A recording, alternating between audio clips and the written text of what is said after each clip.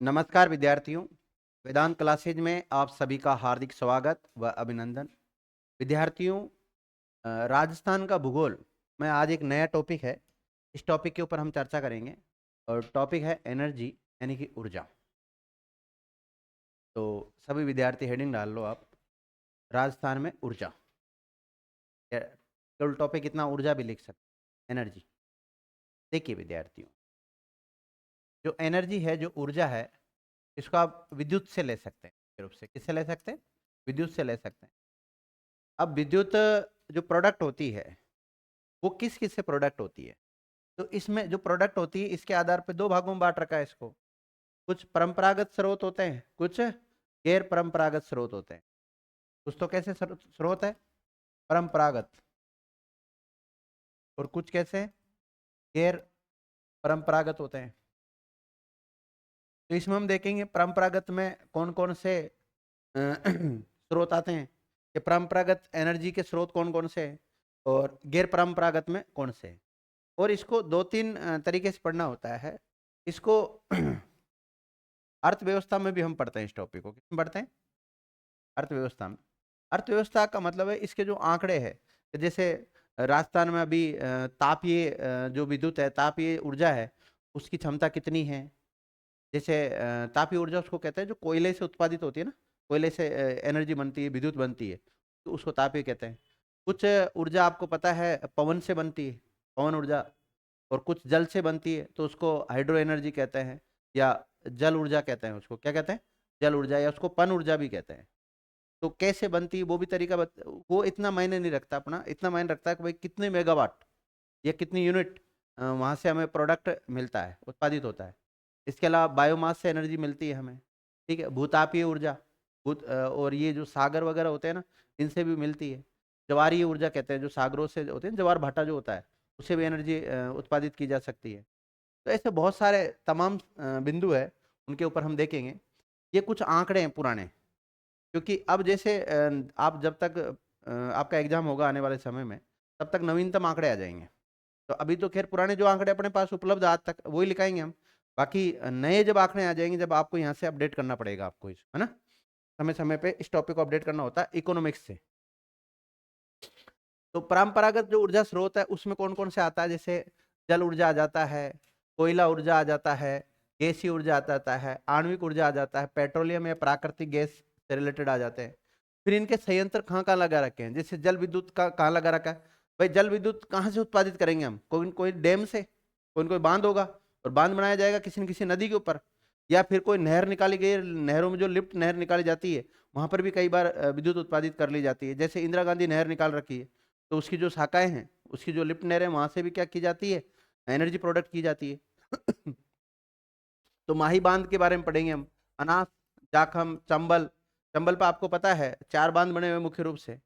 एक बांध ऐसा जिससे केवल सिंचाई होती है, वहां से विद्युत उत्पादित नहीं होती है। तो चाहे गांधी सागर बांध हो, चाहे राणा प्रताप सागर बांध हो, उन तमाम बांध के बारे में पढ़ेंगे हम। इसी प्रकार रावघाट परियोजना है, उसके बारे में पढ़ेंगे। भाखड़ा और नांगल, दो बांध बने हुए हैं, उनके ऊपर उनसे भी एनर्जी प्रोडक्ट की जाती है, उनके बारे में पढ़ेंगे। हालांकि भाखड़ा और नांगल ये जो बांध है वो राजस्थान में नहीं है, लेकिन राजस्थान को विद्युत मिलती है वहां से, इसलिए उसके बारे में पढ़ेंगे। फिर कोयला या ताप से जो एनर्जी प्रोडक्ट की जाती है, वो कहाँ पर की जाती है? जैसे सूरतगढ़ में, गुड़ा में, बरसिंहसर में, कपूरडी, गिरल, बादेसर, कोटा, काली सिंध, छबड़ा। कई बार ये भी पूछा जाता है, जैसे कोई ताप आधारित कोई संयंत्र है या गैस आधारित कोई संयंत्र है, उसमें पूछ लिया जाता है ये केंद्र सरकार की केंद्र सरकार का संयंत्र है या राज्य सरकार का संयंत्र है, या निजी निजी है, या पीपीटी मोड पे है। पीपीटी मोड का मतलब होता है पब्लिक और सरकार का जो सहयोग होता है ना दोनों का, या पब्लिक आपस में मिलकर वो करती है, उसको बोलते हैं। इसी प्रकार आणविक ऊर्जा के जो ऊर्जा प्रोडक्ट की जाती है, वो रावत भाटा से की जाती है मुख्य रूप से। तो और सेकंड इस प्रस्तावित है कहाँ पर? बांसवाड़ा में भी आणविक एनर्जी उत्पादित की जाएगी, अभी प्रस्तावित ही चल रहा है उस पर काम। इसके अलावा पेट्रोलियम और प्राकृतिक gas Bikaner, Nagaur basin, Jaisalmer basin, Barmer, Sanchore basin, Vindhyan basin, यहाँ से प्राप्त की जाती है। ये सारे परंपरागत ऊर्जा के स्रोत है। और परंपरागत ऊर्जा के स्रोतों को ही अनवीनीकरणीय भी कहते हैं हम। क्या कहते हैं? अनवीनीकरणीय, या इसको अनव्यकरणीय भी कहते हैं, या इसको क्षय ऊर्जा भी कहते हैं। क्या कहते हैं? क्षय ऊर्जा, ये भी कहते हैं। इसके अलावा दूसरा आता है, एक परंपरागत होता है, एक गैर परंपरागत होता है। गैर परंपरागत ऊर्जा के स्रोतों को हम नवीनीकरणीय ऊर्जा के स्रोत कहते हैं, या फिर नव्यकरणीय कह सकते हैं, या फिर इसको हम अक्षय ऊर्जा भी कहते हैं। क्या कहते हैं? अक्षय ऊर्जा भी कहते हैं। तो इसमें देखो कौन कौन से आते हैं। पवन ऊर्जा आ जाती है इसके अंतर्गत, सौर ऊर्जा आ जाती है, बायोगैस, बायोमास, ज्वारीय ऊर्जा, भूतापीय ऊर्जा वगैरह ये आ जाती है, ध्यान रखना। और भूतापीय ऊर्जा की जो संभावना है वो कहाँ पर है? माउंट आबू और पुष्कर से उत्पादित होने की संभावना है। ज्वारीय ऊर्जा राजस्थान में अभाव है, ज्वारीय ऊर्जा समुद्रों में होती है, ध्यान रखना। समुद्र है क्या राजस्थान में? नहीं है, तो राजस्थान में हो ही नहीं सकता। बायोगैस ऊर्जा के संयंत्र लगा रखे पदमपुरा, रंगपुरा, खेड़ली, कोटपुतली और नौलाबास, अजमेर। इसके अलावा उदयपुर में लगा रखा है। सौर ऊर्जा के संयंत्र पिछोला, फतेह सागर, रावत भाटा, भरतपुर, नया गांव, मनोहर थाना, बालेरी, ये सब जगह यहाँ पर इनको पढ़ेंगे हम आगे, है ना। और पवन ऊर्जा जैसे अमर सागर, सोडा बांग, ये बड़ा बाग, देवगढ़, हर्ष पर्वत, बीटली, फलोदी वगैरह यहाँ पर लगा रखे हैं। ठीक है, ये सारे कुछ चित्र है। आगे इनकी जैसे जैसे अपने को जरूरत पड़ेगी वैसे ये जैसे तापीय ऊर्जा का संयंत्र होगा ये। ठीक है, तो पूरा पूरा इनके बारे में पढ़ेंगे। और इसके अलावा एनर्जी से संबंधित कुछ संस्थाएं हैं, उन संस्थाओं के बारे में भी पढ़ेंगे। कौन कौन सी संस्था इनसे रिलेटेड काम करती है। जैसे आपके बिल आता होगा अजमेर विद्युत वितरण निगम लिमिटेड, AVNL। कई जगह एक ही जगह जो मिलता है, जोधपुर विद्युत वितरण निगम लिमिटेड होता है वो। ठीक है, तो कुछ संस्थाएं हैं जो वितरण का काम करती है, कुछ उत्पादन का काम करती है। वो संस्थाएं कौन कौन सी संस्थाएं हैं उनके बारे में भी पढ़ेंगे हम, ये सारी। और फिर इसके अलावा कुछ योजना भी है। संस्थाएं अलग चीज है, योजना अलग चीज है। तो एनर्जी से रिलेटेड कुछ योजना भी चला रखी है, उन योजनाओं के बारे में पढ़ेंगे। जैसे उदय योजना है। उदय का कई बार पहले फुल फॉर्म पूछा जाता था जब इसको चलाई गई थी, तो इसका फुल फॉर्म क्या होता है? उज्ज्वल डिस्कॉम एश्योरेंस योजना। इसी प्रकार कुसुम योजना है। कुसुम का भी पूरा नाम है देखो, किसान ऊर्जा संरक्षण उत्थान महाअभियान। इसी प्रकार महिलाओं के लिए उज्ज्वला योजना चला रखा है। चलो ठीक है, ये सारी योजना जो मुख्य मुख्य योजना है उनके बारे में पढ़ेंगे। कुछ इनके संयंत्र है उसके बारे में पढ़ेंगे। एक सवाल तो ये बनता है कि कौन सी ऊर्जा परंपरागत में आती है, कौन सी गैर परंपरागत के अंतर्गत आती है। इसके अलावा इनके जो आज तक के जो करंट के आंकड़े हैं उन करंट के आंकड़ों के बारे में पढ़ेंगे, ध्यान रखना। हेडिंग डाल लिया आपने सबने ऊर्जा? लिखो ऊर्जा के बारे में। ऊर्जा आर्थिक विकास में, ऊर्जा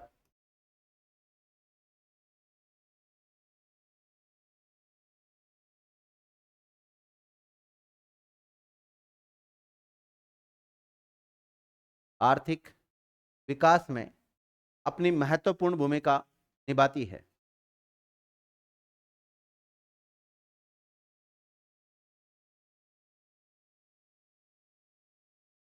आर्थिक विकास में अपनी महत्वपूर्ण भूमिका निभाती है।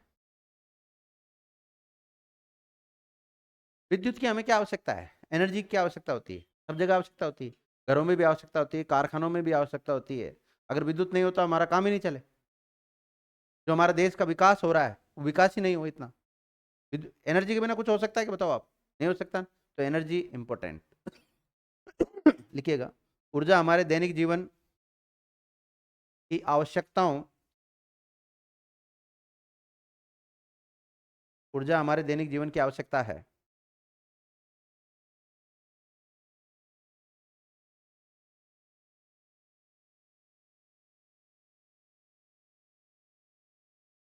इसके अलावा विद्यार्थियों, अगर ऊर्जा के बिना ना तो खनन कार्य किया जा सकता, और खनन कार्य में जैसे कोई चीज हमने खनिज निकाला तो शुद्ध करने के लिए कहाँ लेके जाते हैं? कारखानों में लेके जाते हैं, फैक्ट्रियों में लेके जाते हैं। फैक्ट्रियों में ले जाने के लिए भी संसाधनों की आवश्यकता पड़ती है। उसमें आपको पता है कई साधन होते हैं, उसमें बैटरी वगैरह लगी रहती है। और आजकल तो साधन ही बैटरी से चलने लगे, हुआ कि नहीं हुआ? फिर उसके अलावा आप जिस उद्योग में लेके जा रहे हो वहां पर जो भी मशीनें लगी हुई है वो किससे चलती है? सब लाइट से चलती है। सबको एनर्जी की आवश्यकता होती है। देखिएगा, ऊर्जा उद्योगों में खनन से लेकर उत्पादन, यातायात, सभी के लिए उपयोगी होती है।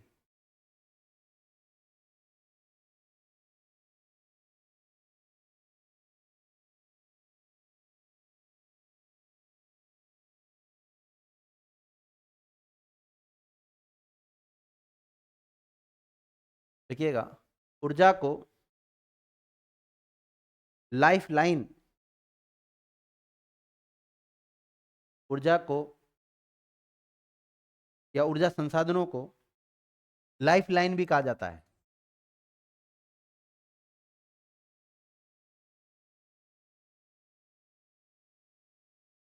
अब देखो, यहां से ज्योग्राफी में भी सवाल बन जाता है और पॉलिटिकल साइंस का वैसे वो सवाल तो किसका है, पॉलिटिकल साइंस का।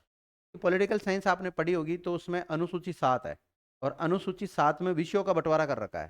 क्या कर रखा है, विषयों का बंटवारा कर रखा है। कुछ संघ सूची के विषय होते हैं, कुछ राज्य सूची के विषय होते हैं और कुछ समवर्ती सूची के विषय होते हैं। तो मेरा एक सवाल है, आप जो टॉपिक पढ़ रहे हैं उस टॉपिक का नाम क्या है, ऊर्जा। तो ऊर्जा को, ऊर्जा ऊर्जा से संबंधित कोई मामला है या ऊर्जा जो विषय है इसको कौन सी सूची में रखा गया है। केंद्र सूची का विषय है जिसे हम बोलते हैं संघ सूची का विषय, या फिर राज्य सूची का विषय, या समवर्ती सूची का विषय। तो ऊर्जा को समवर्ती सूची के अंतर्गत रखा गया है। समवर्ती सूची का मतलब क्या होता है, इससे रिलेटेड अगर कुछ कानून बनाना हो, कुछ संस्थाएं स्थापित करनी हो तो केंद्र भी कर सकता है और राज्य भी कर सकता है। मतलब कोई भी अगर नियम बनाना है तो केंद्र बना लेगा, राज्य बनाएगा, दोनों में टकराव होगा तो किसका मान्य होगा, केंद्र का। आप देखते होंगे राजस्थान में एनर्जी के जो उद्योग वगैरह लगे, सॉरी इनके संयंत्र लगा रखे हैं, उनमें से कुछ तो केंद्र सरकार के, कुछ राज्य सरकार के हैं। ठीक है, तो मतलब दोनों अपना अपनी भूमिका निभाते हैं इसमें। तो हम नोट डाल के यही पॉइंट लिखेंगे, इंपॉर्टेंट पॉइंट हो रहे, ऊर्जा ब्रेक इन विद्युत, ऊर्जा ब्रेक इन विद्युत को भारतीय संविधान में, भारतीय संविधान में समवर्ती सूची के अंतर्गत रखा गया है। कौन सी सूची, समवर्ती सूची के अंतर्गत रखा गया है।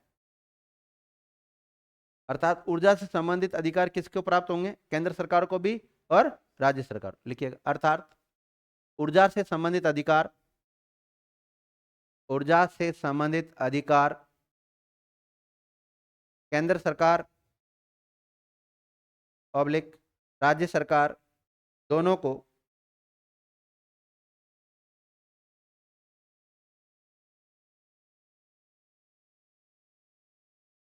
अधिकार प्राप्त है।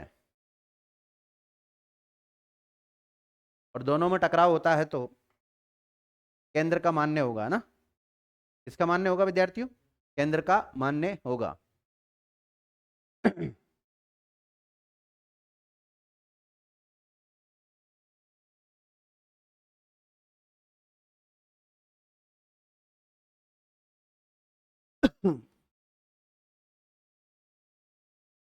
आपसे पूछा जाए विद्यार्थियों, ऊर्जा संरक्षण दिवस कब मनाया जाता है। हम्म, लिखिएगा, राष्ट्रीय ऊर्जा संरक्षण दिवस, राष्ट्रीय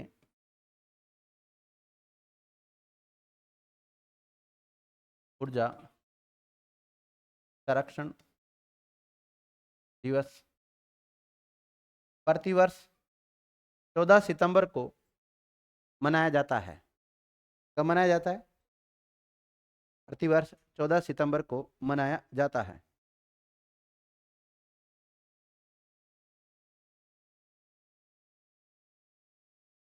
देखो विद्यार्थियों,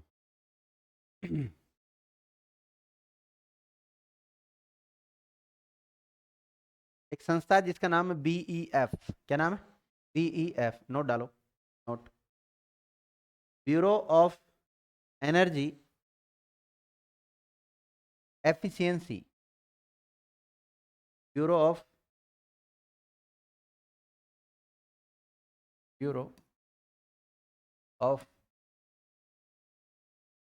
एनर्जी एफिशिएंसी, ब्रैकेट में BEF लिख सकते हो। राजस्थान में ऊर्जा संरक्षण, ऊर्जा संरक्षण तथा ऊर्जा दक्षता,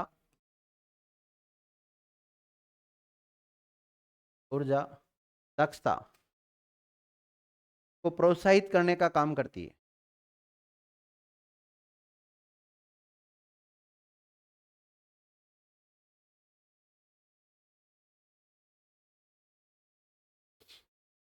को प्रोत्साहित करने का काम करती है। देख लिया।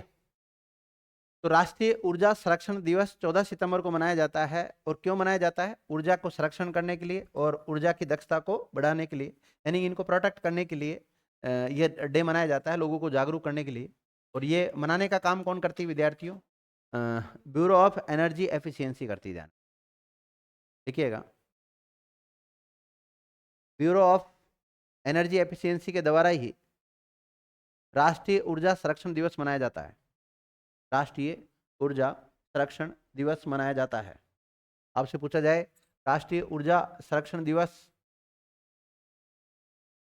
किसके द्वारा मनाया जाता है? ब्यूरो ऑफ एनर्जी एफिशिएंसी के द्वारा। और कब मनाया जाता है प्रतिवर्ष? ये 14 सितंबर को मनाया जाता है विद्यार्थी।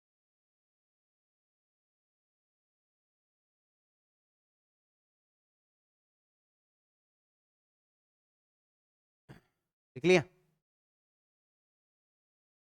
अगला फैक्ट लिखो। राजीव गांधी अक्षय ऊर्जा दिवस। एक होता है ना क्षय, क्षय, और एक होता है अक्षय। कौन सा होता है? अक्षय। क्षय का मतलब होता है गैर परंपरागत वाले। सॉरी सॉरी सॉरी सॉरी, क्षय का मतलब कौन सी एनर्जी होती है? परंपरागत वाले ऊर्जा स्रोतों को रखा जाता है इसमें। और अक्षय में कौन से को रखा जाता है? गैर परंपरागत, गैर परंपरागत को रखा। तो लिखिएगा, राजीव गांधी अक्षय ऊर्जा दिवस 20 अगस्त को मनाया जाता है। राजीव गांधी अक्षय ऊर्जा दिवस 20 अगस्त को मनाया जाता है। अब विद्यार्थी, ये वाला कौन से स्रोतों को बढ़ावा देगा? गैर परंपरागत को बढ़ावा देगा। ये डे क्यों मनाया जाता है? गैर परंपरागत ऊर्जा स्रोतों को बढ़ाने के लिए। जैसे गैर परंपरागत वालों में ये आ जाते हैं, पवन ऊर्जा, सौर ऊर्जा, बायोगैस, बायोमास, ज्वारीय, भूतापी, ये आ जाता है। इनको बढ़ावा देने के लिए ये डे मनाया जाता है विद्यार्थियों। कौन सा? अक्षय, कौन सा?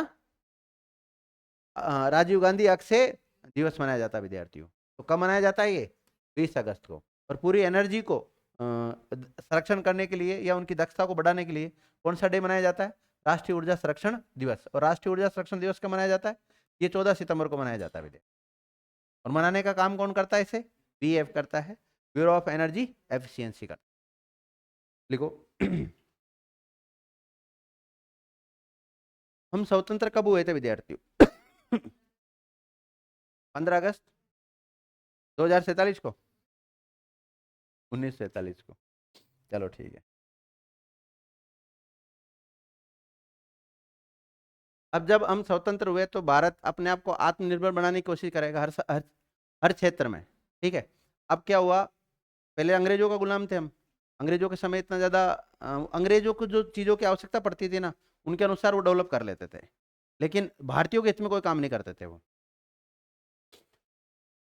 अगर हम देखें स्वतंत्रता के समय, तो भारत में विद्यार्थियों 15 ही केंद्र थे मात्र। भारत में नहीं, राजस्थान में। देखिएगा, स्वतंत्रता के समय, स्वतंत्रता के समय राजस्थान में कुल 15 विद्युत ग्रह थे। कितने? कुल 15 विद्युत घरैते।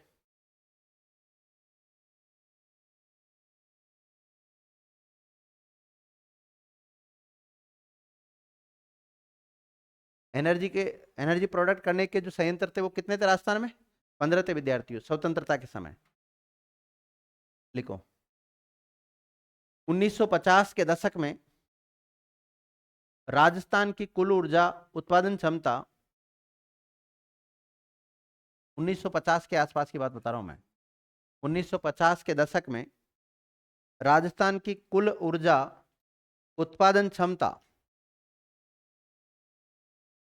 यानी कि टोटल एनर्जी प्रोडक्ट कैपेसिटी कितनी थी? 13.27 मेगावाट।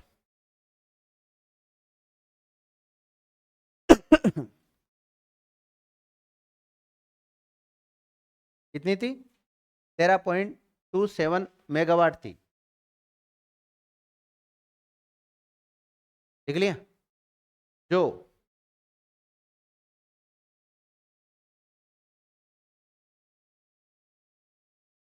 मार्च 2024 में बढ़कर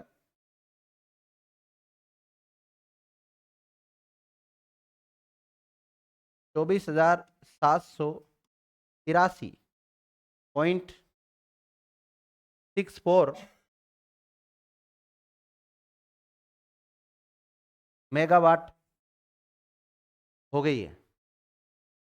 कितनी हो गई? अब नवीनतम अगर कोई आंकड़े आते हैं तो इसकी जगह पर आंकड़ा आपको चेंज करना पड़ेगा। इसको रेखांकित कर लेना, इसको आने वाले समय में चेंज करना ही पड़ेगा, ध्यान रखना, करंट से इसको अपडेट करना पड़ेगा। तो अगर वर्तमान में लेटेस्ट, सबसे लेटेस्ट आंकड़ा ये लिखा रहा हूँ, कितना? 24,783.64 मेगावाट। ठीक है। और जब हम स्वतंत्र हुए थे या 1950 के दशक की बात करें तो उस समय एनर्जी कितनी हुआ करती थी राजस्थान प्रोडक्ट? 13.27 हुआ करती थी। अब देख लो आप, तो काफी बड़ा है ना, मतलब। तो आपको पता, जैसे हम स्वतंत्र हुए तो उसके बाद में भारत में पंचवर्षीय योजनाएं चलाई जाती थी। क्या चलाई जाती थी? पंचवर्षीय योजनाएं चलाई जाती थी। टोटल 12 पंचवर्षीय योजनाएं चली है। कितनी? 12। उसके बाद में 2015 में, क्योंकि ये पंचवर्षीय योजना लाने का काम था योजना आयोग का। किसका काम था? योजना आयोग। अब योजना आयोग की जगह पे एक नया कमीशन बना दिया, नीति आयोग बना दिया। और नीति आयोग जो प्लानिंग करता है वो लंबे समय के लिए करता है। किसके लिए करता है? लंबे समय के लिए करता है। बल्कि योजना आयोग का काम था प्रत्येक 5 साल बाद में योजना तैयार करना। क्या करना? प्रत्येक 5 साल बाद में योजना लाना था। वो सही था उस समय, लेकिन बाद में जैसे मोदी जी की सरकार बनी तो मोदी जी ने कहा हम योजना आयोग वगैरह ये नहीं रखेंगे, इनकी जगह पर कोई नया आयोग बनाएंगे। और इन्होंने एक नया आयोग बना दिया जिसका, क्योंकि 2014 में मोदी जी की सरकार बन गई थी। मई 2014 में पहली बार प्रधानमंत्री नरेंद्र मोदी कब बने थे? मई 2014 में बने थे, ध्यान रखना। और उससे लेकर अभी तक लगातार तीसरी बार है। कौन सी बार है? तीसरी बार। पहला इलेक्शन 14 में हुआ, दूसरा 19 में हुआ, और तीसरा 24 में हुआ। कब हुआ? 24 में। अब अगला चौथा कब होगा? 29 में होगा। 29 में देख लेना कौन बनता है, कौन बनेगा। है? मुझे तो मोदी लग रहा है भाई। जिएगा तब तक मोदी जी रहेंगे यूं।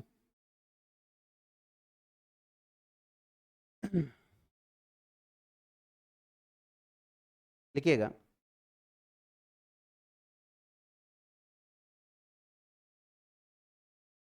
ये नवीनतम आंकड़ा लिख लिया आपने? एक नोट डालो। 11वीं तथा 12वीं पंचवर्षीय योजनाओं में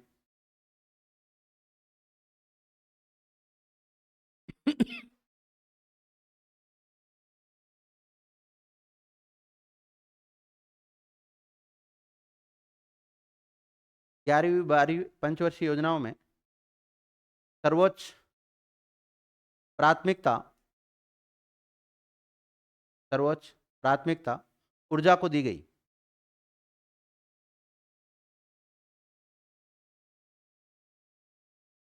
मतलब अलग अलग समय पर अलग अलग उनका फोकस केंद्र हुआ करता था। जब पंचवर्षीय योजना चलाते तो कभी उद्योगों को बढ़ावा देते थे, कभी कृषि को बढ़ावा देते थे, कभी रोजगार को बढ़ावा देते थे।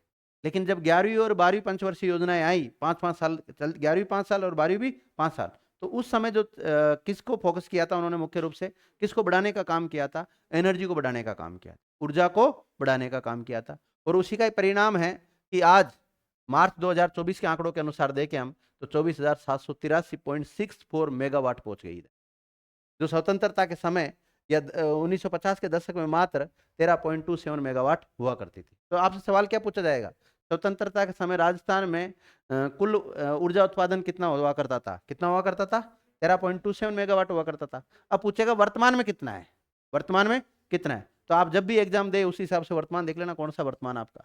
बाकी आज तक के आंकड़ों में तो आप ये लिख सकते हैं।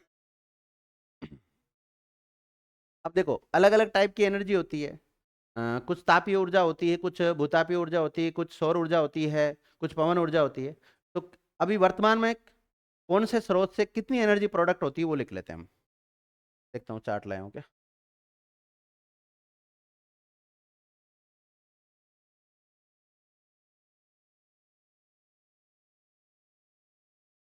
अब देखो टोटल 24,783 कैसे हुई है ना। बातें मत करो, बातें नहीं करने का भी। इसमें लिखो तापीय ऊर्जा 11,500 मेगावाट,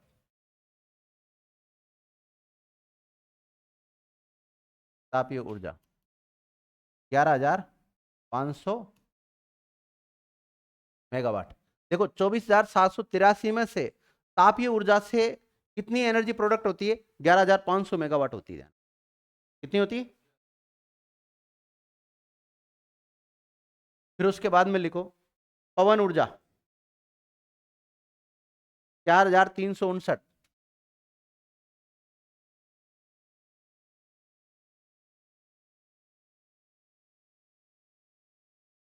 कितनी, 4,359.63 मेगावाट।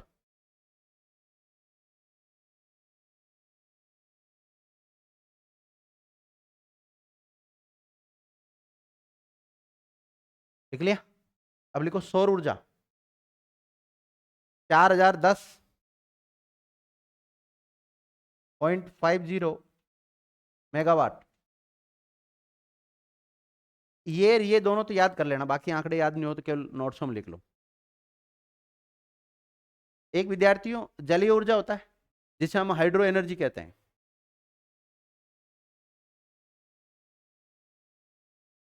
जलीय ऊर्जा ब्रैकेट में हाइड्रो एनर्जी, इससे विद्युत उत्पादित होती है विद्यार्थियों 3,000 मेगावाट। कितनी, 3,000 मेगावाट।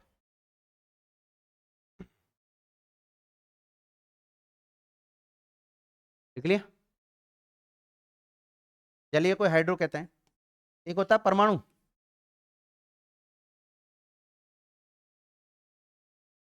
लिखो परमाणु ऊर्जा 456.74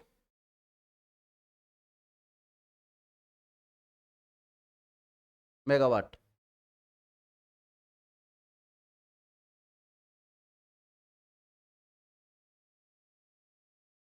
बायोमास ऊर्जा,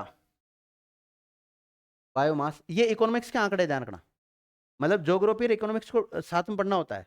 जैसे आप अलग से इकोनॉमिक्स पढ़ेंगे ना मेरे से, तो उसमें भी एक टॉपिक आता है कृषि, उसमें भी एक टॉपिक आता है ऊर्जा, उसमें भी एक टॉपिक आता है उद्योग, उसमें भी अलग से एक टॉपिक, बहुत सारे टॉपिक है उसमें भी जो आपके इससे ज्योग्राफी से जुड़े हुए हैं।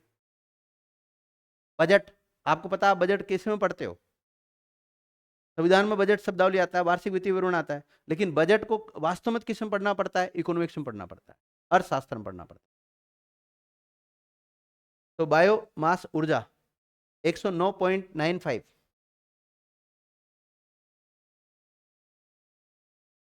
और फिर बाकी और जो बच जाता है वो अन्य स्रोत छोटे मोटे, तो 1-2 मेगावाट किसी न किसी प्रोडक्ट होती है।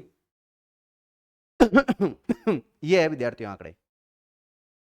तो आपको देखो इसमें मुख्य रूप से याद क्या रखना है कि राजस्थान में मार्च 2024 के अनुसार क्या आंकड़ा है, 24,783.64 मेगावाट, ध्यान रखना। इसके अलावा सर्वाधिक ऊर्जा किससे कौन सा स्रोत है विद्यार्थी जो हमें प्रोडक्ट करता है, तापीय ऊर्जा। सबसे ज्यादा कौन सी ऊर्जा राजस्थान में पाई जाती है, तापीय ऊर्जा, और कितनी, 11,500 मेगावाट। लेकिन अगर आप देखेंगे विद्यार्थियों, अगर इसको दो भागों में बांटेंगे, परंपरागत और गैर परंपरागत में, हम तो ये परंपरागत में हम रखते हैं विद्यार्थियों जल विद्युत को, रख रहे कि नहीं रख रहे, जल विद्युत को रख रहे कि नहीं कर रहे। और तापीय या कोयला वाली किस में आ रही है, तापीय या कोयला वाली किस में आ रही है, परंपरागत में, गैर परंपरागत में, परंपरागत में आ रही। लेकिन अगर इधर देखें तो पवन ऊर्जा किस में आ रही है, गैर परंपरागत। और यहां आंकड़े देखें तो यहां सेकंड नंबर पर पवन ऊर्जा आ रही है, इसमें आ रही पवन ऊर्जा। तो विद्यार्थी ये तो है ऑल ओवर में फर्स्ट, ऑल ओवर में फर्स्ट कौन सी है, तापीय ऊर्जा। कौन सी है, तापीय ऊर्जा, सबसे ज्यादा तापीय ऊर्जा होती है। लेकिन अगर हम परंपरागत और गैर परंपरागत में देखते हैं, इसमें परंपरागत और गैर परंपरागत, तो परंपरागत में तो सबसे ज्यादा किससे उत्पादित होगी, तापीय ही, कौन सी होगी, तापीय। लेकिन गैर परंपरागत में सर्वाधिक पवन ऊर्जा है। तो देखो गैर परंपरागत में पहला स्थान कौन सी ऊर्जा रखती है, पवन ऊर्जा रखती है। और परंपरागत में पहला स्थान कौन सी रखती है, तापीय ऊर्जा रखती है। कौन सी रखती है, तापीय ऊर्जा। और ऑल ओवर में पहला स्थान कौन सी रखती है, तापीय ऊर्जा रखती है। देखो परंपरागत में तापीय, गैर परंपरागत में पवन ऊर्जा फर्स्ट स्थान रखेगी, ध्यान रखना। और ऑल ओवर में कौन सी रखेगी, तापीय ऊर्जा रखेगी। ठीक है ना, किसी को दिक्कत नहीं, एक नोट डालो।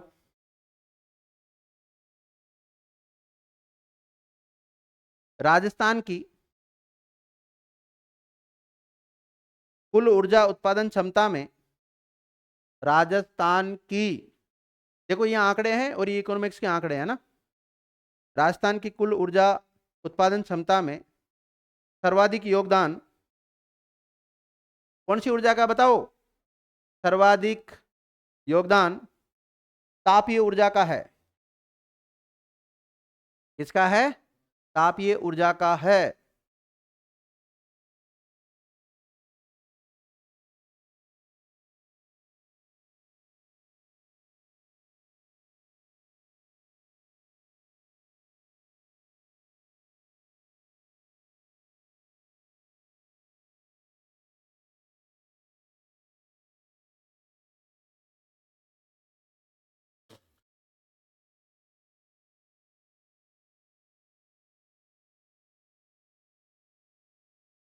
देखो एक एक तरफ तो होता है परंपरागत, एक तरफ कौन सी होती है, गैर परंपरागत।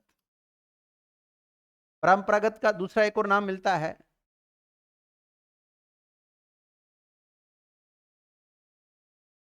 अनवी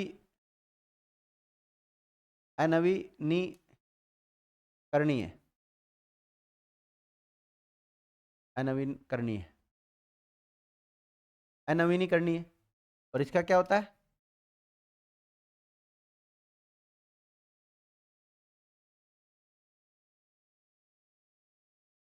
नवीनीकरणीय। इसको हम क्षय ऊर्जा भी कहते हैं, क्या कहते हैं, इसको क्या बोलेंगे, अक्षय ऊर्जा भी।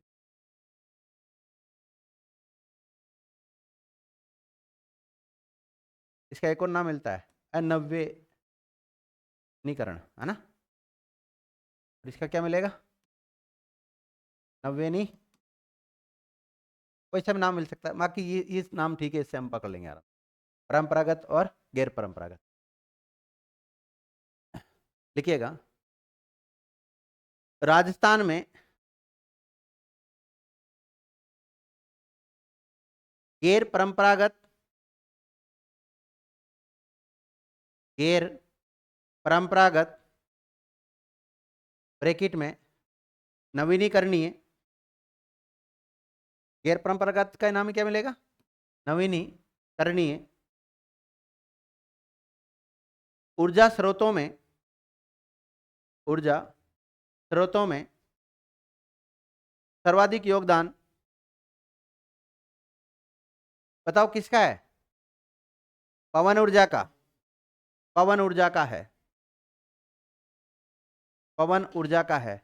और कितना पवन ऊर्जा का बोलो, 4,359.63 मेगावाट, मार्च 2024 के आंकड़ों के अनुसार है।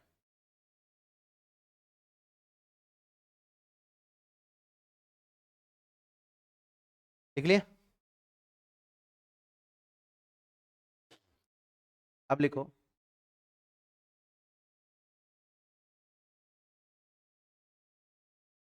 परंपरागत ऊर्जा स्रोतों में सर्वाधिक योगदान, परंपरागत ऊर्जा स्रोतों में सर्वाधिक योगदान तापीय ऊर्जा का है। किसका है? तापीय ऊर्जा का है। तापीय ऊर्जा का है।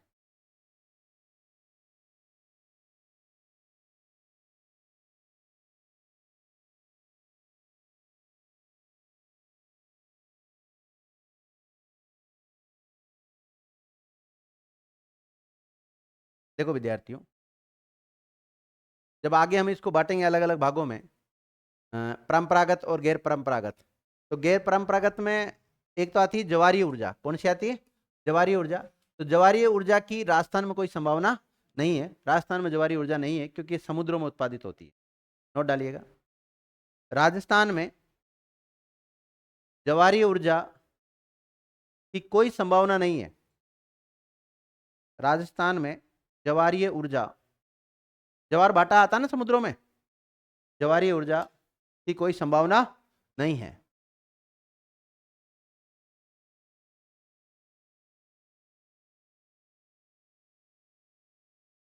कई बार देखा होगा पहाड़ों में झरने चलते हैं, गर्म पानी निकलता है पहाड़ों में, तो उन गर्म पानी से भी एनर्जी प्रोडक्ट की जाती है। तो राजस्थान में अभी तक भूतापीय ऊर्जा से एनर्जी प्रोडक्ट नहीं की जाती। मतलब ऊर्जा प्राप्त होती है भूताप से। किससे होती है? भूताप से। लेकिन राजस्थान में नहीं की जाती है। राजस्थान में केवल संभावना है। कहां पर? माउंट आबू में और पुष्कर में। अगला फैक्ट लिखो, राजस्थान में भूतापीय ऊर्जा की संभावना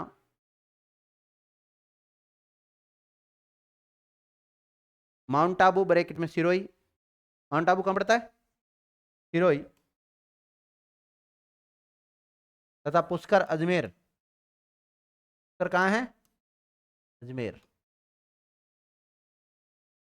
भूतापीय ऊर्जा की संभावना माउंट आबू, सिरोही और पुष्कर अजमेर में है।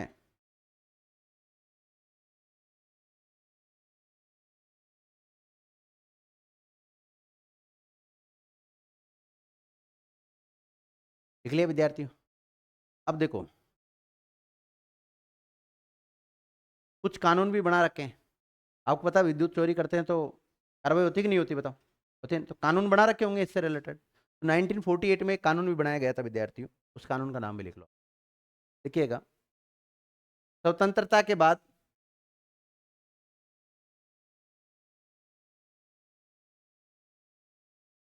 स्वतंत्रता के बाद 1948 में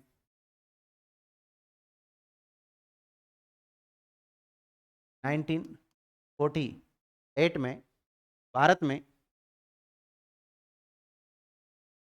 विद्युत आपूर्ति एक्ट, विद्युत आपूर्ति अधिनियम 1948, कानून का नाम क्या है? विद्युत आपूर्ति अधिनियम 1948 भी लागू किया गया।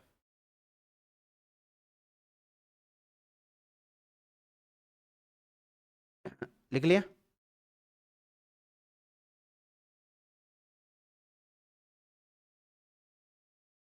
लिखो, 1 जुलाई 1959 को,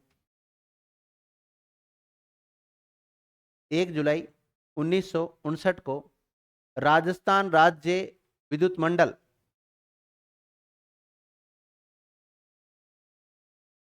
राजस्थान राज्य विद्युत मंडल स्थापित किया गया।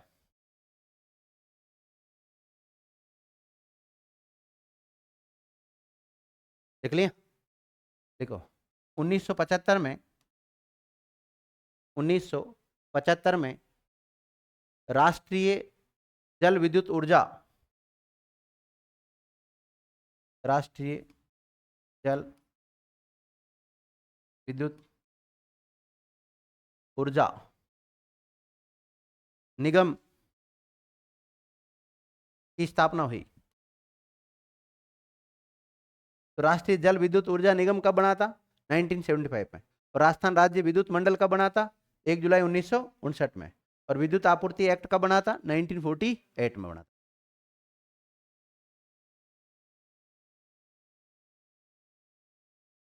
लिख लिया?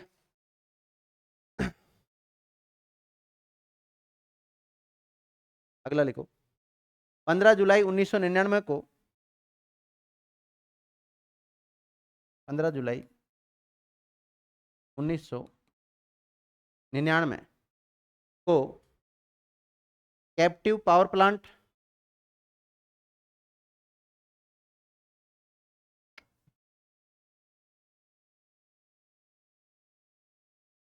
Captive power plant captive power plant नीति राजस्थान सरकार के द्वारा लागू की गई।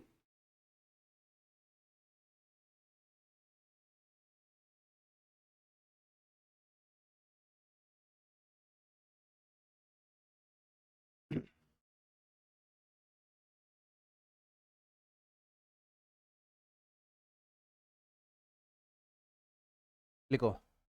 गैर परंपरागत से विद्युत उत्पादन हेतु 25 अक्टूबर 2004 को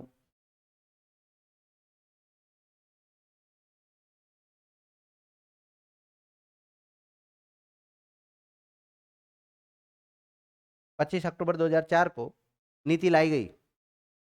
कब लेके आए थे गैर परंपरागत से एनर्जी प्रोडक्ट करने के लिए नीति? 25 अक्टूबर 2004 को।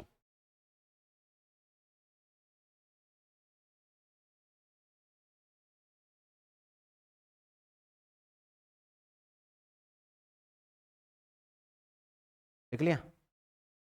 देखो, 16 अक्टूबर 2009 को 16 अक्टूबर 2009 को जोधपुर में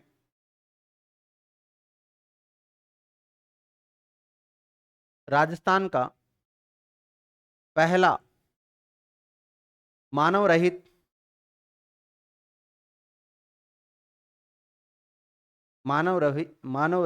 मतलब मानव का कोई रोल नहीं है उसमें, मानव रहित स्वयं संचालित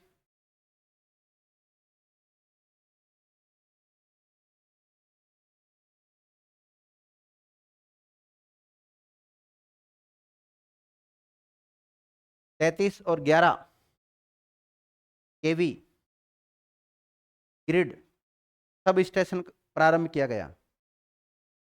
33/11 केवी ग्रिड सब स्टेशन प्रारंभ किया गया। सब स्टेशन प्रारंभ किया गया। तो एक सब स्टेशन खोला गया विद्यार्थी जोधपुर में 33 और 11 केवी का ना, जो मानव रहित था, मानव का कोई रोल नहीं उसमें, क्योंकि आपको पता है आए दिन जहाँ इनका केंद्र होता है वहाँ पे बिजली की चपेट में आने की वजह से किसी न किसी की क्या हो जाती है, मृत्यु हो जाती है। तो उसको मानव रहित बनाया गया, मानव रहित और साथ ही में ऑटोमेटिक सब संचालित। देख लिया? देखो, राजस्थान में भारत का पहला भूमिगत गैस बिजली घर मेड़ता रोड में बनाया गया। राजस्थान में भारत का पहला राजस्थान में भारत का पहला भूमिगत गैस बिजली घर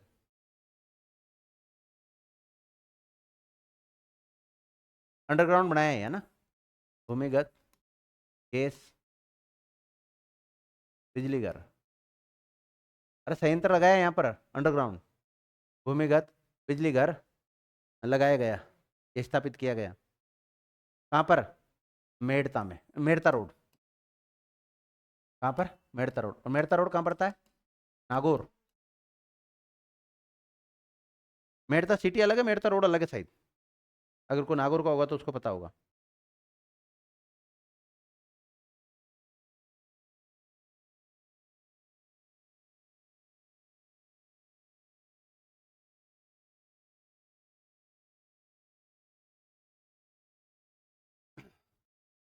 अब सुनना मेरी बात। आप जगह छोड़ देना, और जगह इतनी छोड़ना कि आपके 2 3 चार्ट आ जाए। एक तो ये आ जाए आपका, क्योंकि अभी लिखोगे तो समय खराब होगा आपका। ठीक है, एक तो ये लिख लेना, मैं पीडीएफ भेज दूंगा आप सबको, है ना। ये पूरा उतार लेना, और जिनके पास पीडीएफ नहीं वो स्क्रीनशॉट ले लेना इसका। और दूसरी बात, इस वीडियो को रोक कर आप इसको देख लेना है। तो दूसरा ये, जस्ट इसके बाद में ये उतार लेना। फिर उसके बाद में आता है अ, अगला जो पॉइंट आता है, इसके बाद में हम जो ऊर्जा के संसाधन हैं इनका वर्गीकरण करेंगे, परंपरागत और गैर परंपरागत में। हेडिंग डालो आप, ऊर्जा संसाधनों का वर्गीकरण। ऊर्जा संसाधनों का वर्गीकरण।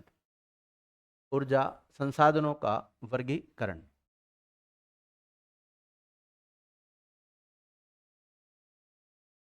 देखो, इसको हम कितने भागों में बांट सकते हैं? 2 भागों में बांट सकते हैं।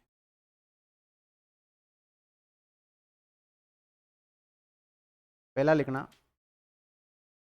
परंपरागत, और दूसरा गैर परंपरागत। ऐसे 2 भागों में बांट लो इसको। एक तो परंपरागत हो जाएगा और एक गैर परंपरागत हो जाएगा।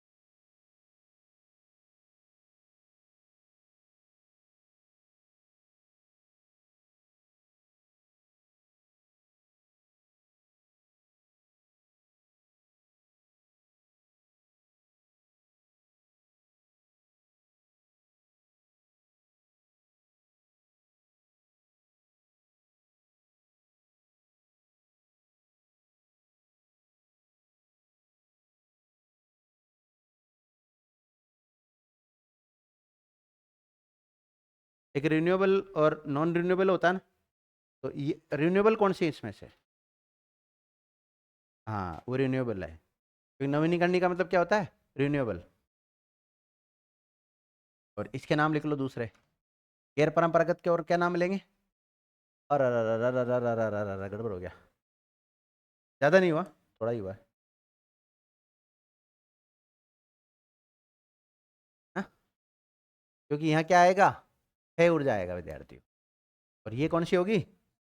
ये अक्षय है, इधर वाली अक्षय। और ये अनव्य करनी है, तो ये नव्य करनी हो जाएगा। क्या हो जाएगा? नव्य करनी हो जाएगा, या रिन्यूएबल एनर्जी। इंग्लिश वाले रिन्यूएबल में लिख सकते हैं, या फिर इसको एक और नाम देते हैं हम, नवीनीकरणीय। कोई सा भी नाम मिल सकता है विद्यार्थी। और या ये जो चार्ट बनाऊंगा ना, इससे कई बार सवाल आता है। जैसे भूतापी ऊर्जा को किसके अंतर्गत रखा जाता है? नवीनीकरण, अनवीनीकरण, या परंपरागत, गैर परंपरागत। तो ये एक बार कंसेप्ट बिठा लो आप। परंपरागत को क्या बोलेंगे हम? अनव्य करणीय या अनवीनीकरणीय, ये क्षय ऊर्जा। कौन सी ऊर्जा बोलेंगे इसको? क्षय ऊर्जा। और इधर वाली कौन सी बोलेंगे? अक्षय ऊर्जा। तो अक्षय ऊर्जा किस में आती है? परंपरागत में, गैर परंपरागत में? रिन्यूएबल या नॉन रिन्यूएबल? रिन्यूएबल मान लीजिएगा, तो लिख लो इसको।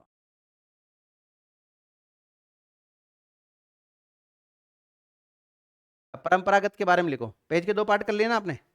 परंपरागत में लिखो, क्या उतारना है इसमें? 4 ही तो नाम लिखने हैं। लिखो, जल्दी लिखो।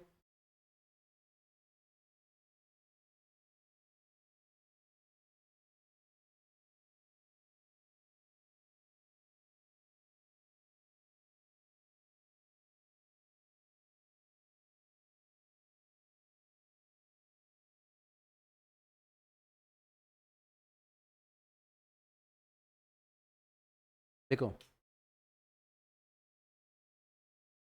जो अनवीनीकरणीय होते हैं ना विद्यार्थियों, इनकी खासियत यह है, या परंपरागत की खासियत यह है कि इनको दोबारा उपयोग में नहीं ले सकते। एक बार यूज ले लिया, कोयले को एक बार उपयोग ले लिया, उसके बाद में कोई यूज नहीं होता है।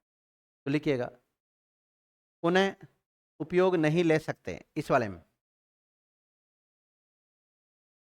पुनः उपयोग में नहीं लिए जा सकते, पुनः उपयोग में नहीं लिए जा सकते। और इधर वाले में क्या आ जाएगा, पुनः उपयोग में लिए जा सकते हैं, पुनः उपयोग में लिए जा सकते हैं।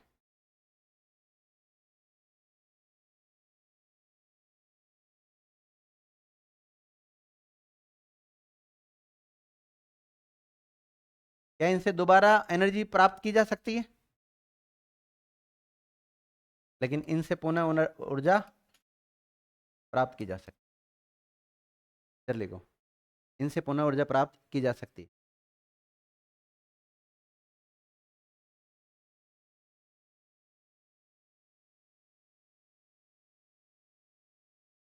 देख लिया? परंपरागत में आ जाओ वापिस। देखो, ऊर्जा के वह साधन, इसमें ऊर्जा के वे साधन जिनका उपयोग लंबे समय से किया जा रहा है, लंबे समय से किया जा रहा है,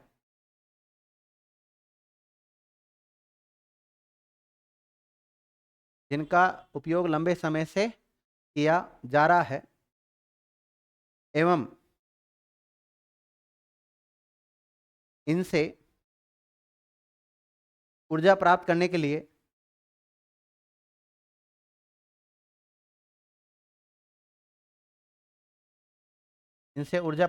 लिए नवीन तकनीकी, न्यू टेक्नोलॉजी होती है ना, नवीन तकनीकी की आवश्यकता नहीं होती है, आवश्यकता नहीं होती है।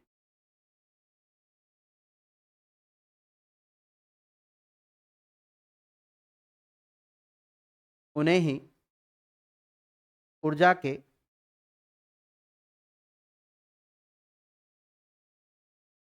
परंपरागत संसाधन कहते हैं।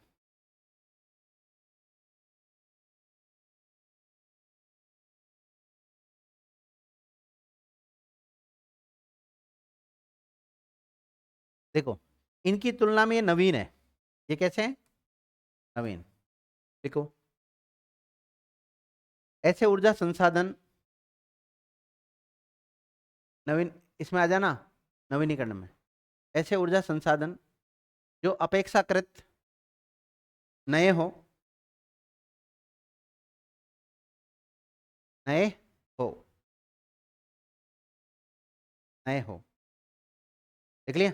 तथा इनसे ऊर्जा प्राप्त करने के लिए, इनसे ऊर्जा प्राप्त करने के लिए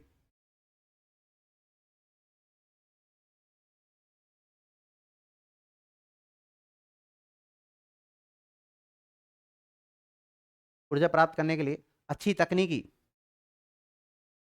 या उन्नत तकनीकी बोल सकते हो आप, उन्नत तकनीकी, अच्छी तकनीकी, हाँ, उन्नत, उन्नत मतलब अच्छी, उन्नत तकनीकी की आवश्यकता होती है। हाँ, नहीं भी बोल सकते हो, मतलब तकनीकी की आवश्यकता होती है इसमें। उन्नत में दो आते हैं बहन जी, उन्नत तकनीकी की आवश्यकता होती है। इन्हें ही गैर परंपरागत ऊर्जा संसाधन कहते हैं।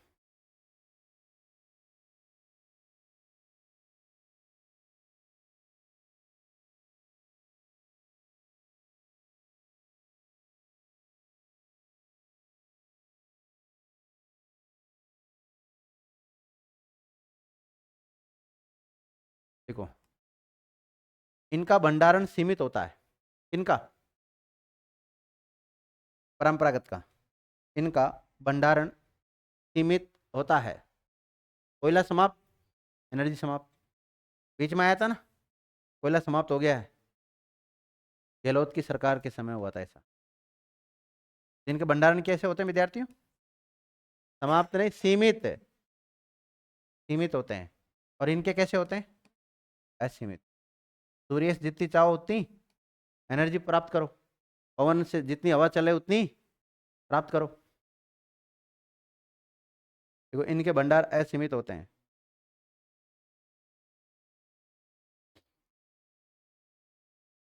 अब एक काम करें आप, अब देखो इसी चार्ट को मैं आगे पढ़ाऊंगा ना, ध्यान रखना।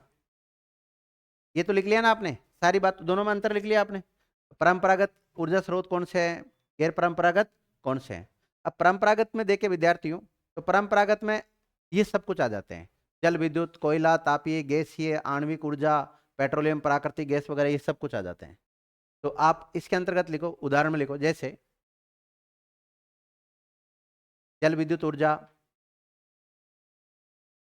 परंपरागत वाले में लिखना जल विद्युत ऊर्जा, कोयला या तापीय ऊर्जा, गैसीय ऊर्जा,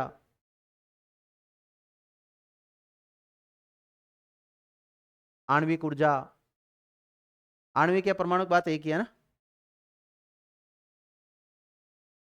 और पेट्रोलियम या प्राकृतिक गैस ऊर्जा, ये सब परंपरागत के अंतर्गत आएंगे। देख लिया। अब गैर परंपरागत वाले चार्ट में लिखो विद्यार्थियों, गैर परंपरागत में कौन से आएंगे वो, उनका नाम लिख लो आप। पवन ऊर्जा, सौर ऊर्जा, पवन ऊर्जा, सौर ऊर्जा, बायोगैस ऊर्जा, बायोमास ऊर्जा, और ज्वारीय ऊर्जा। अब वो बात एक अलग है, राजस्थान में ज्वारीय ऊर्जा नहीं पाई जाती है, लेकिन होती तो आएगी, तो गैर परंपरागत के अंतर्गत ही नहीं है। भूतापीय ऊर्जा, कौन सी? भूतापीय ऊर्जा।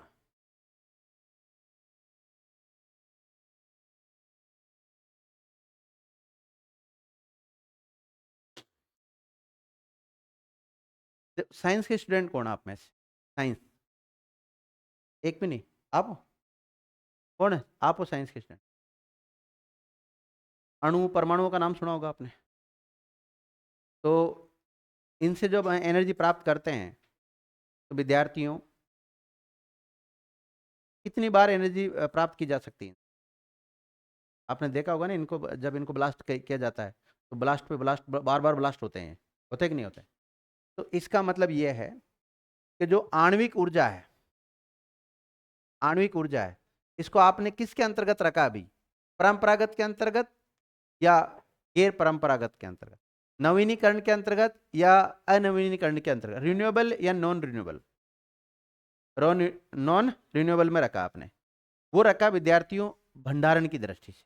मतलब यहाँ पे हम एक नोट डलवाएंगे आपको कि जो आणविक ऊर्जा के जो स्रोत है ना, आणविक ऊर्जा है, ये भंडारण की दृष्टि से तो परंपरागत या अनवीनीकरण में आती है, लेकिन उपयोग की दृष्टि से किसमें आती है? नवीनीकरण में आती है। इसमें आएगी, एक नोट डालो, आणविक ऊर्जा, आणविक ऊर्जा भंडारण के आधार पर, किसके आधार पर? भंडारण के आधार पर, भंडारण के आधार पर परंपरागत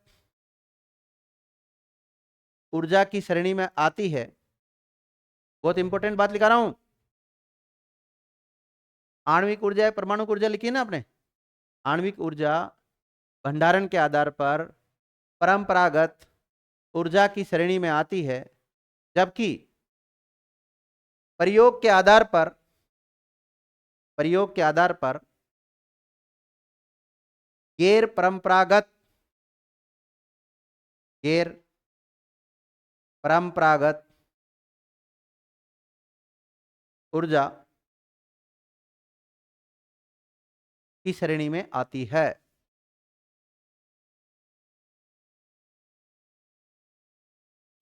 समझ गए? अब देखिएगा विद्यार्थियों,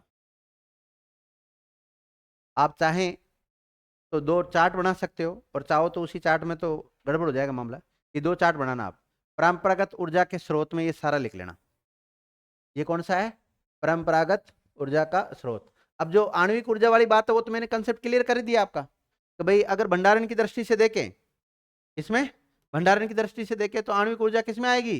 परंपरागत में। और उपयोग के आधार पर देखें तो गैर परंपरागत में आ जाएगी। किस में आ जाएगी? गैर परंपरागत में आ जाएगी। तो एक तो आपको ये चार्ट बनाना है, ये पूरा, ठीक है। ये परंपरागत ऊर्जा वाला पार्ट में हो जाएगा, और उसमें जगह नहीं तो अलग से बना सकते हो आप। तो परंपरागत ऊर्जा के स्रोत में कौन कौन से इनके संयंत्र है, ये संयंत्र लगा रखे हैं यहाँ पर। और फिर ये दूसरा, इसके बाद में ये चार्ट बनाना है आपको, ये गैर परंपरागत ऊर्जा के स्रोतों का चार्ट है। ये 2 चार्ट बनाने, ठीक है।